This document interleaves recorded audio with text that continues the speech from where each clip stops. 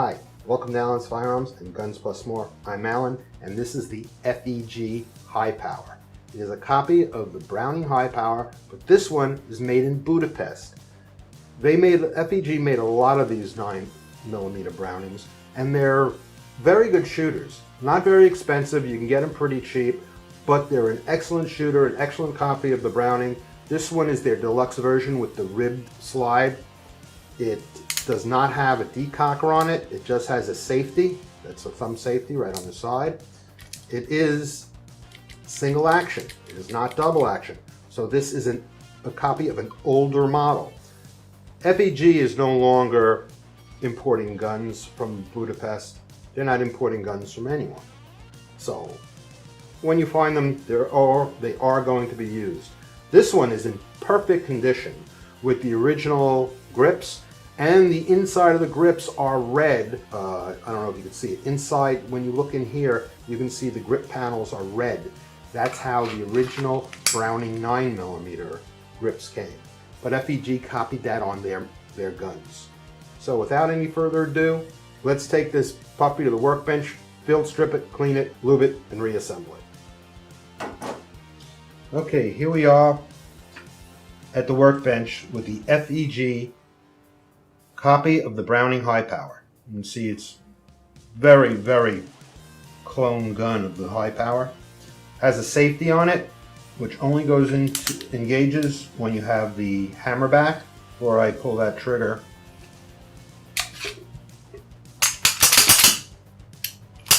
check, make sure it's empty. So here we go with the Hi-Power. When the safety is on, positive safety, will not fire unless the magazine is in here.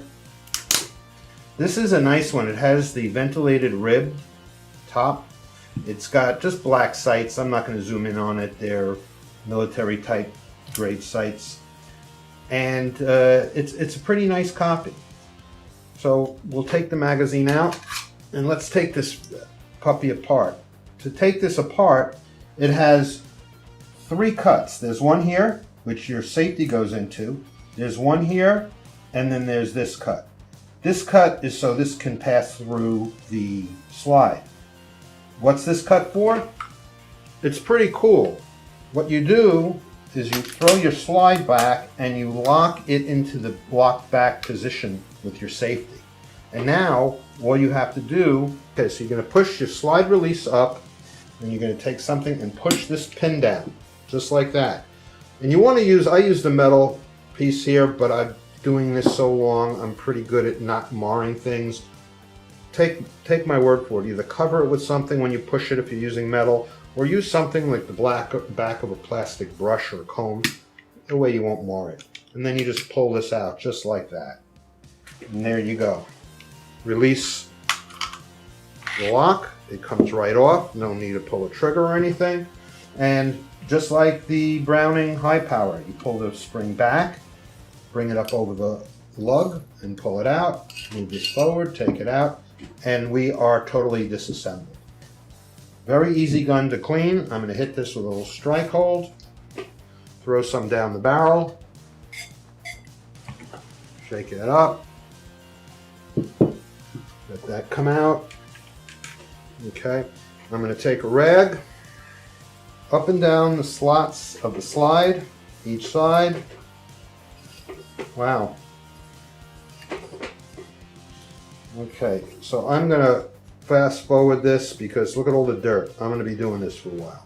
So the whole idea is you're going to do it until this comes out clean. So I'm not going to sit here and make you watch me go up and down these things 15 or 20 times. Okay, so that's pretty clean. Now I'm going to get in here with my finger. Okay, in the areas that are too tight for my fingers, I'm going to take this little stick I have. I'm going to run it down there. I'm going to make sure I get the locking lugs. There's some lugs in here. Looks like little cuts. Well, the barrel cuts fit in there. So you want to make sure they're clean.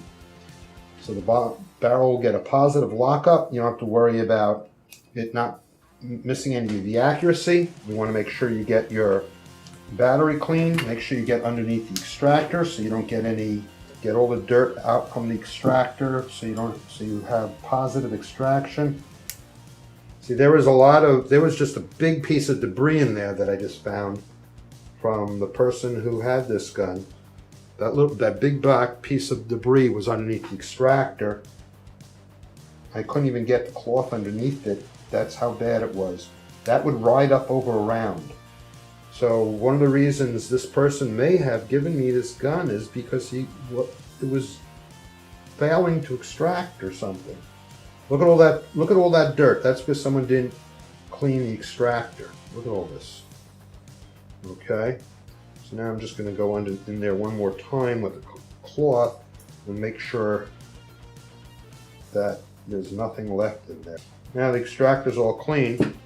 I'm going to take cloth, run it down the front of the barrel, get all in here, get down in here where I can't. Beautiful. Put that aside. Let's get to the frame. I'm going to make sure I get my guide rails clean inside the slots, both sides. Okay. Now I'm going to wipe down the tops and the sides of them. Down here. Get the stick on here. Get in here.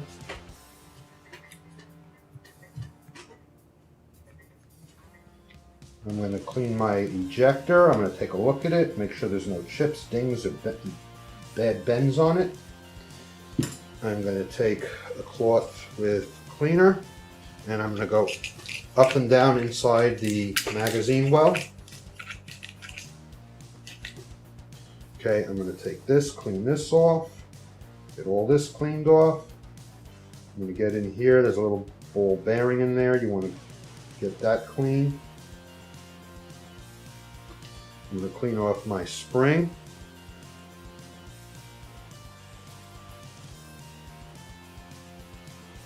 Tight end goes on first. Pin. And then of course the magazine.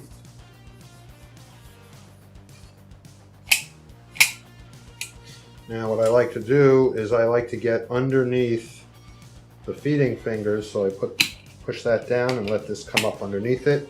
And that's all we do with the cleaner. Now I'm using Strikehold. It's a one process cleaner. At this point, I literally could put this gun back together again and that would be it, because like I said, it's a one process cleaner. It cleans, it protects, and it lubricates.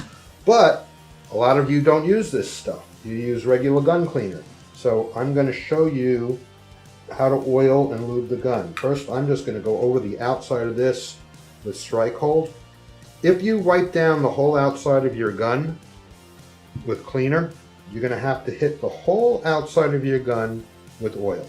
The reason you oil a gun is not to protect it from moisture. You're actually deactivating the cleaner. And if you don't do that, it's going to start ripping up your finish. Your finish is going to degrade. And if you get it on polymer, you're going to get white. You're going to start to see white staining and spots on the polymer. That's why. Okay, so oiling it. Take a clean cloth. 3 drops of oil. 1, 2, 3. We take the stick, and right where, of course, the rails on the frame, you're going to go into the slots. You're going to make sure you get those areas, because this is, you're getting true metal to metal contact.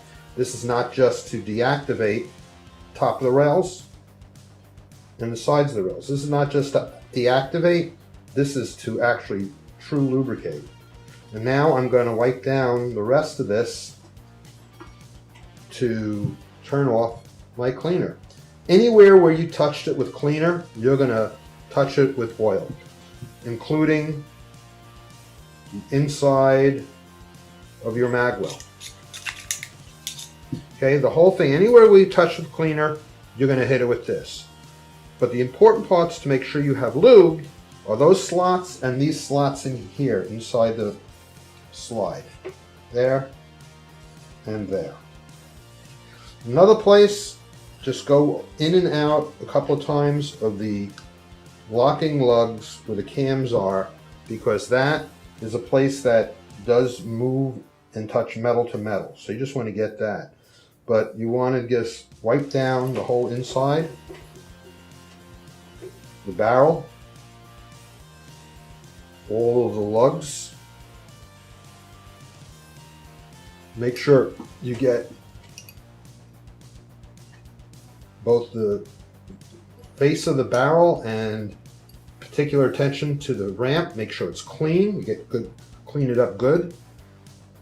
Inside here, the chamber, you want to get that with cleaner. And then once you get that done with cleaner, you take a rag with oil, wipe down those spots, and push that oily rag through the barrel. Wipe down your barrel with oil. Okay. Now we're ready to put this firearm back together again.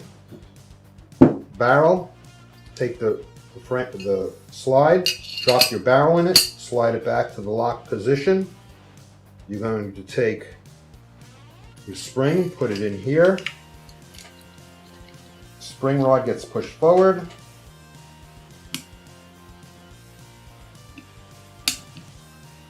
And this will lock right into place, just like that. That little nubby thing goes up.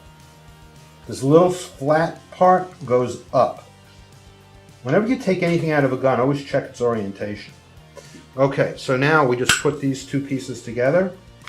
Slide rails to frame rails. Okay. Once that's on, you can move this to that second lock position and lock it back. You can take this piece, put it in here just like this. This goes in, and it locks up. Sometimes you have to turn it up a little bit to get it past that little piece at the end of the spring has a detent on it. You got to get past the detent, so sometimes you have to turn this up, push it down, get past it, and then you can put it into position. Okay. Take my safety off. Dry fire it for function check. Pull the slide back. Slide stop works. Slide release works. Works. Everything works on this gun.